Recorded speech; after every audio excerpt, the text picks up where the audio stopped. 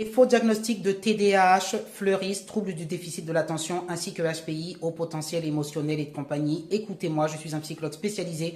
J'ai parlé dans l'émission IRGPTV, vous allez voir, n'hésitez pas à m'écrire, je vous donnerai des conseils. Généralement, vous faites marcher Big Pharma, la machine Afrique, mais derrière, vos problèmes ne s'arrangent pas. Bonne journée. Votre dernier livre, montrez-le nous. Neurodivers Plus. Ah tiens, tu donneras à oui. Vous le notre voulez amie, oui, à Myriam. Voilà. C'est sur les racontez. Alors, c'est tout ce qui est neurodiversité, TDAH, troubles du déficit de l'attention avec hyperactivité, HPI, haut potentiel, etc.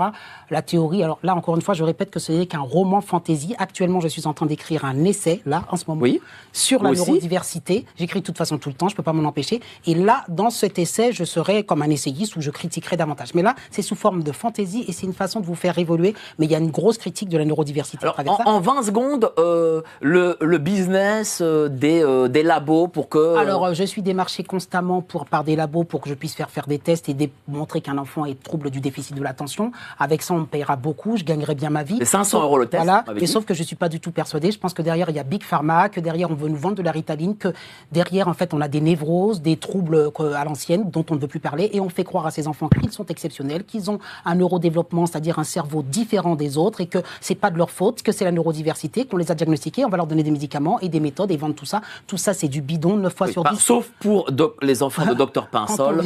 Eux, ils sont exceptionnels et HPI. 9 fois sur 10. Je le dis. Pardon. Hein Oui.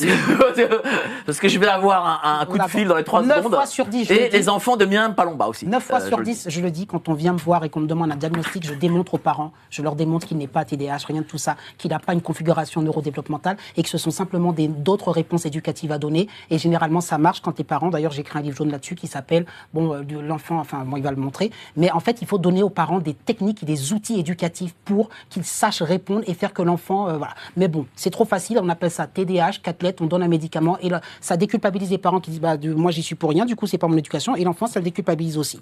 Voilà. Ça déculpabilise pas forcément ça déculpabilise pas forcément le parent, puisque le TDAH, moi, ce que j'ai compris, comme j'ai 30 secondes, je vais très court. Non, mais le TDAH, en plus, c'est génétique, puisque c'est un développement. Vous répétez la doxa, alors je crois tout le monde.